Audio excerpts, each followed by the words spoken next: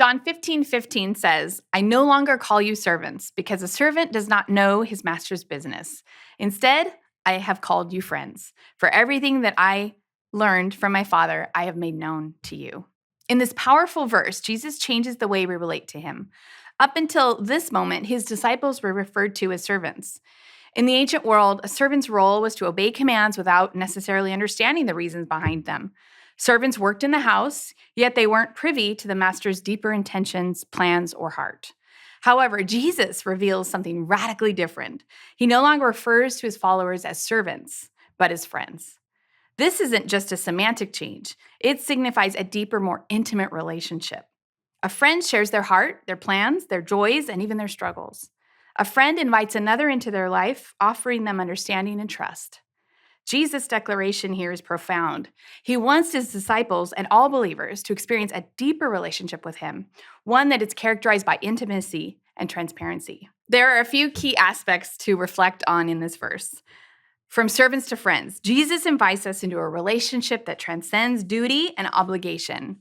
Being a servant to God is important, but our relationship with Jesus is meant to be far more personal than that. He calls us into friendship, where we are called to share with him. Revelation and trust. In friendship, there's trust. Jesus says, everything that I learned from my Father, I've made known to you. Jesus does not hold back. He reveals the heart of the Father to his friends. We, as his friends, are invited to learn from him, understand his ways, grow in intimacy with him, and learn his heart.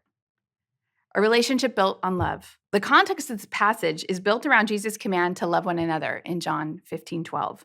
Love is the foundation of the friendship that Jesus offers. It's not a casual connection, it's a self-sacrificial love that binds us to him. This love, demonstrated through his life and death, is the ultimate expression of friendship. The invitation to intimacy. Jesus is not just the distant savior, he's the close friend who shares his heart with us. As we grow in our relationship with him, we can be open with him, share our journeys, our joys, our struggles, and trust that he will lead us with wisdom and love. If you've ever felt distant from God or like you were just following rules, remember that Jesus calls you his friend. Lean into that relationship. Spend time in prayer, in his word, and in communion with him, knowing that he is revealing his heart to you. Jesus shared the Father's will with his disciples, and in the same way, we are invited to share the love, grace, and truth we've received with others. As his friends, we are also entrusted with the message of salvation and the gospel. This friendship is not just about knowledge, it's about love. Be intentional about showing love to others as Jesus has loved you. Our friendship with him compels us to extend that same love to the world around us.